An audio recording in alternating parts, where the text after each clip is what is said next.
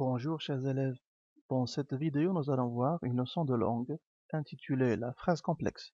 La vidéo concernera seulement la première partie de la leçon. Nous allons commencer par l'observation de ces 4 phrases. La phrase numéro 1, le frioche raconte son histoire. Deuxième phrase, le frioche raconte son histoire, le condamné écoute attentivement.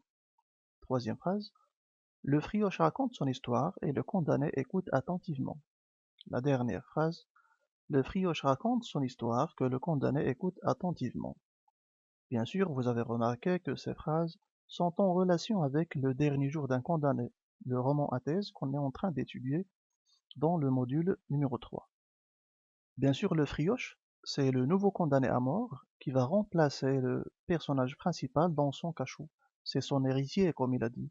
Si vous voulez plus d'informations sur ce personnage, je vous invite à lire le chapitre 23 de l'œuvre. Nous allons commencer par une activité très facile. Dans la première phrase, est-ce qu'il y a un verbe?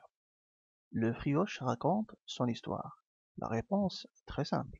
Bien sûr, il y a un verbe, c'est raconte. C'est le verbe raconter au présent. Est-ce qu'il y a un autre verbe?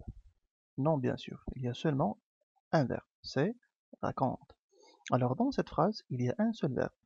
On va dire qu'il y a une seule proposition, puisqu'il y a un seul verbe. Alors dans cette phrase, il y a une seule proposition et il y a un seul verbe, donc on va dire cette phrase est une phrase simple. Dans la phrase numéro 2, le frioche raconte son histoire, le condamné écoute attentivement. Nous allons faire le même travail. Est-ce qu'il y a des verbes dans cette phrase? La réponse, oui bien sûr, mais cette fois il y en a deux. Il y a raconte, c'est le verbe raconter, et il y a écoute, le verbe écouter. Alors cette fois, nous avons deux verbes, donc il y aura combien de propositions? La réponse, bien sûr, deux, parce qu'il y a deux verbes. Donc, dans cette phrase, il n'y a pas seulement une proposition, il y a deux propositions. Ces propositions sont le frioche raconte son histoire, et la deuxième proposition, le condamné écoute attentivement. Donc, cette phrase n'est pas une phrase simple, c'est plutôt une phrase complexe. Dans la troisième phrase, le frioche raconte son histoire et le condamné écoute attentivement. On remarque qu'il y a presque la même chose. Il y a deux verbes qui sont raconte et écoute. Donc, il y a deux propositions. La première, c'est le frioche raconte son histoire. La deuxième proposition, le condamné écoute attentivement. Donc, c'est une phrase complexe. Et la dernière phrase, le frioche raconte son histoire que le condamné écoute attentivement. Il y a toujours deux verbes qui sont raconte et écoute. Donc, il y a deux propositions. La première proposition, c'est le frioche raconte son histoire. Et la deuxième proposition, c'est que le condamné écoute attentivement. Alors, puisqu'il y a deux verbes, il y a deux propositions et la phrase est une phrase complexe. Bien, alors, qu'est-ce qu'on peut dire? La phrase peut être simple ou bien complexe. On dit qu'elle est simple quand elle contient un seul verbe, donc une seule proposition. Et on dit qu'elle est complexe quand elle contient plusieurs verbes, donc plusieurs propositions. Mais bien sûr, on doit faire attention. En comptant les verbes, on doit compter seulement les verbes qui sont conjugués. Alors, si on trouve un verbe à l'infinitif, on ne va pas le compter. Et qu'est-ce qu'on dit par plusieurs verbes? Tout simplement, plus d'un verbe. Ça veut dire 2, 3, 4, etc. C'est une phrase complexe. Bien. Alors, puisqu'on va parler seulement de la phrase complexe, nous allons écarter la phrase numéro 1, qui est une phrase simple. Observons la phrase numéro 2. Le frioche raconte son histoire, le condamné écoute attentivement. On a déjà dit que la première proposition, c'est le frioche raconte son histoire. La deuxième proposition, le condamné écoute attentivement. Bien. Est-ce qu'il y a un mot qui relie les deux propositions? Bien sûr, non. On remarque qu'il y a seulement une virgule entre les deux propositions. Alors, les deux propositions sont posées l'une à côté de l'autre. Le fait de poser quelque chose à côté d'une autre, on dit c'est juxtaposé. Alors, les deux propositions sont juxtaposées. Alors, la relation entre elles, c'est tout simplement une relation de juxtaposition. La phrase numéro 3. Le frioche raconte son histoire et le condamné écoute attentivement. La première proposition, bien sûr, c'est le frioche raconte son histoire. La deuxième, le condamné écoute attentivement. On pose la même question. Est-ce qu'il y a un mot qui relie les deux propositions entre elles? Cette fois, oui, il y a un petit mot, c'est et. Et bien sûr, et, c'est une conjonction de coordination. Alors ici, dans ce cas, on ne peut pas dire que les deux propositions sont juxtaposées. Il n'y a pas une relation de juxtaposition, il y a plutôt une relation de coordination, parce que les deux propositions sont liées entre elles par une conjonction de coordination qui est bien sûr et. Bien sûr, les conjonctions de coordination, vous les avez déjà vues. Elles sont au nombre de 7. C'est, mais, ou, et, donc, or, ni, car. Et pour les mémoriser facilement, on peut penser à la fameuse phrase mais où est donc car? Bien. Pour la phrase numéro 4, le frioche raconte son histoire que le condamné écoute attentivement. Ici, bien sûr, il ne s'agit pas d'une juxtaposition, puisque il y a un mot qui relie les deux propositions. Il ne s'agit non plus d'une coordination, parce qu'on ne trouve pas une conjonction de coordination. Ici, nous avons la première proposition, c'est le frioche raconte son histoire.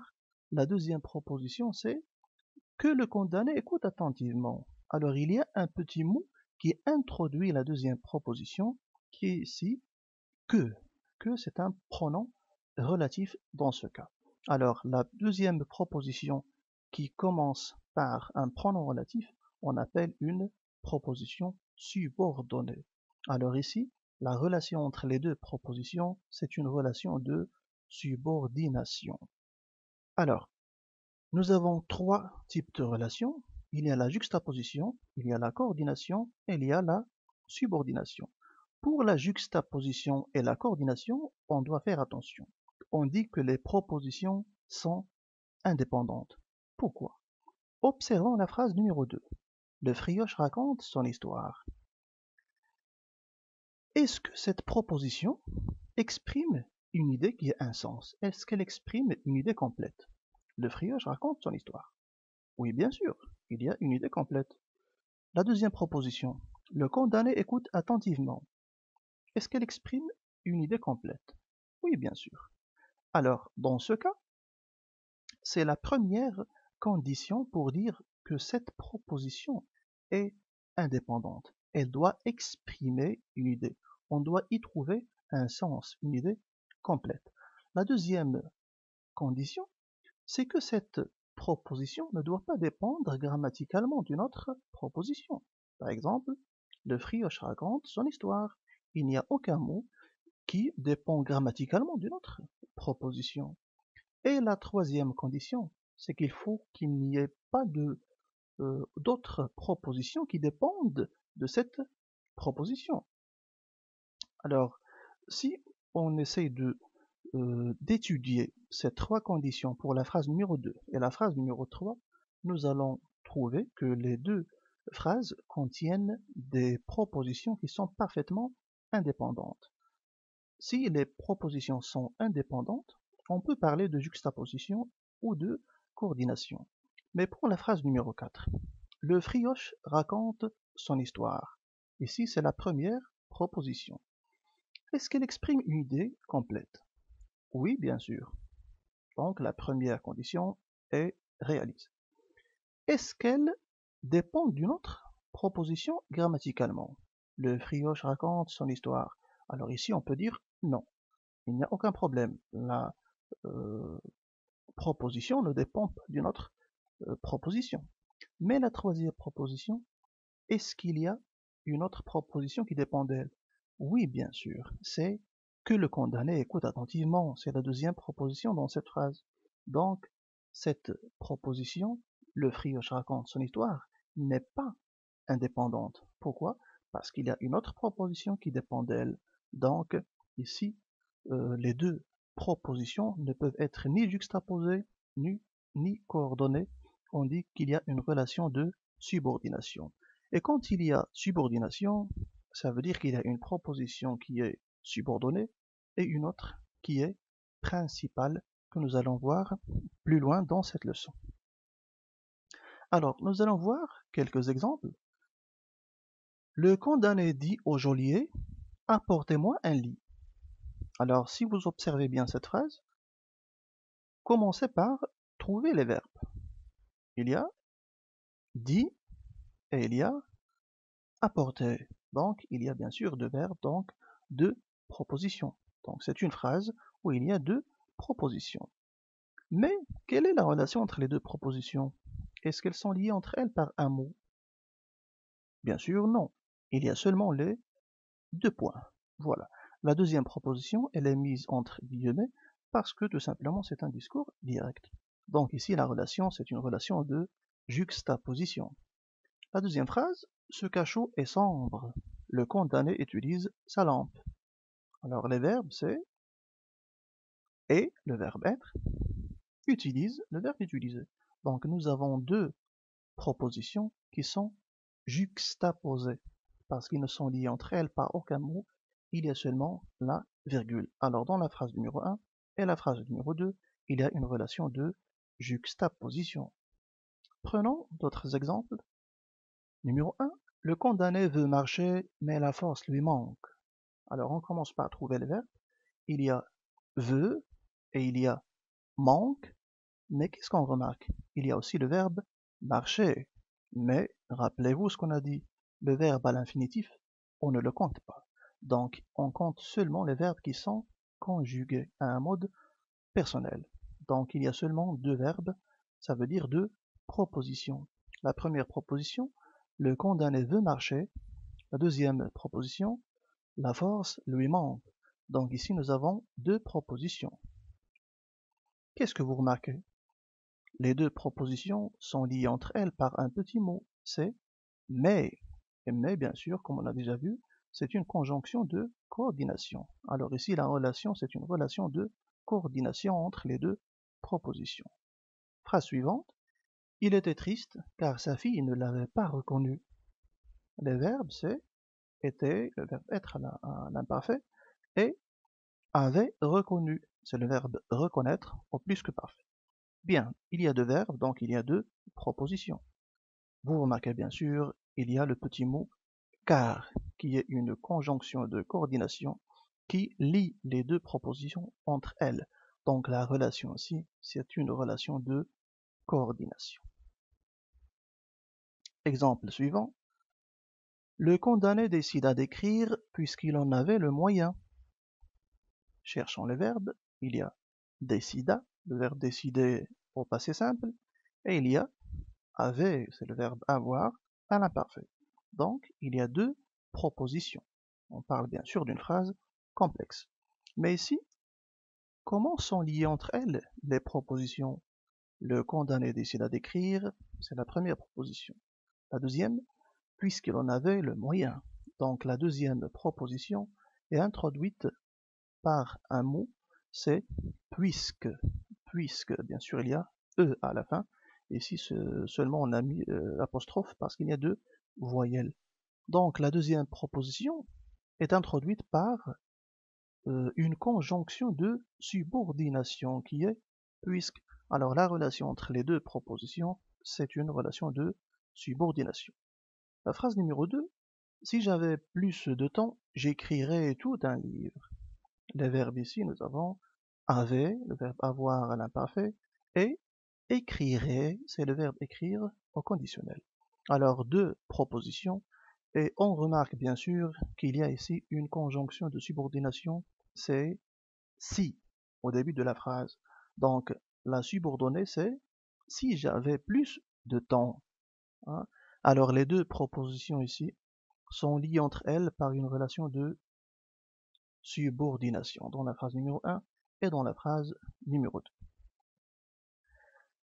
Alors, la principale est la subordonnée. On appelle proposition subordonnée la proposition qui commence par un pronom relatif, une conjonction de subordination ou un mot interrogatif. Et proposition principale, celle qui est ainsi complétée par une ou plusieurs propositions subordonnées. Qu'est-ce qu'on veut dire par là? Dans une phrase complexe où il y a subordination, pour reconnaître la subordonnée et la principale, je dois chercher s'il y a un pronom relatif, une conjonction de subordination ou un mot interrogatif. Parce que avec l'un de ces trois mots, on introduit la subordonnée. Et bien sûr, l'autre proposition dans la phrase, c'est une proposition principale qui est complétée par cette subordonnée, ou bien par ces subordonnées, puisqu'on peut trouver plusieurs subordonnées avec une seule principale. Prenons l'exemple suivant. Nous partirons au travail quand le patron aura besoin de nous. Nous partirons au travail quand le patron aura besoin de nous.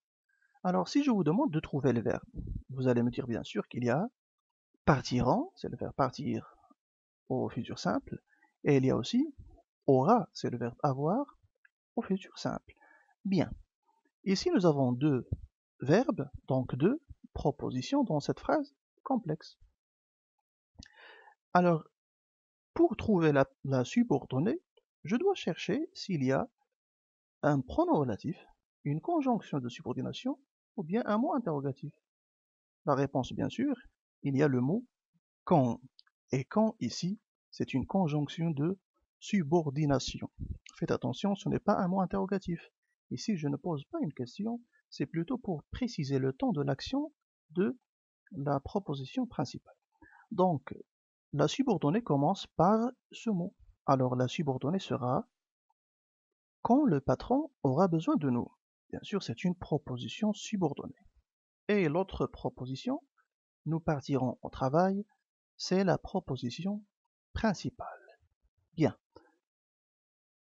Alors ici, nous avons une phrase complexe dans laquelle il y a une principale et une subordonnée. La subordonnée ici, la proposition subordonnée, elle ajoute une idée de temps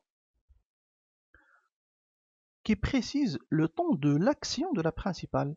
Alors si on pose la question, nous partirons au travail quand? La réponse, quand le patron aura besoin de nous. Donc le temps de l'action de partir est précisé grâce à la subordonnée de temps ici. C'est une subordonnée circonstancielle de temps. Bien. Alors là se termine la première partie de notre leçon. Dans la partie suivante, la deuxième partie, nous allons voir avec plus de détails la subordonnée et la principale. Je vous remercie pour votre attention et à la prochaine vidéo.